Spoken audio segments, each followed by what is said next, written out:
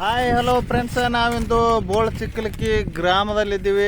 ಯಾವ ರೀತಿ ನಮ್ಮ ಗೊಂಜಾಳ ಮೆಕ್ಕೆಜೋಳ ಪ್ಲಾಟ್ ಯಾವ ರೀತಿ ರೆಡಿಯಾಗಿದೆ. ಒಂದು ಸಲ ಬೀಜೋಪಚಾರ ಮಾಡಿ ಹಚ್ಚಿವು, ಒಂದು ಸಲ ಸ್ಪ್ರೇ ಮಾಡಿವು.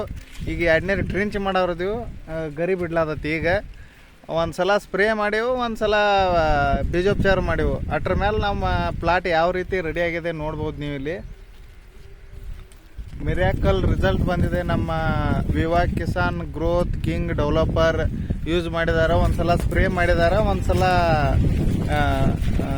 ಬೀಜೋಪಚಾರ ಮಾಡಿದ್ದಾರೆ. ಸ್ಟಾರ್ಟಿಂಗ್ ಬೀಜೋಪಚಾರ ಮಾಡಿ ಹಚ್ಚಿದ ಪ್ಲಾಟ್ ಇದು. ಯಾವ ರೀತಿ ಬೆಳೆ ಬಂದಿದೆ ನೋಡ್ಬೋದು ನೀವು. ಇಲ್ಲಿ ನಾವಿಲ್ಲಿ ಬೋಳಚಿಕ್ಕಲಕ್ಕಿ ಗ್ರಾಮದಲ್ಲಿದ್ದೀವಿ.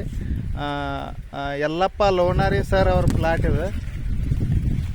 ಯಾವ ರೀತಿ ಬಂದಿದೆ ನೋಡ್ಬೋದು.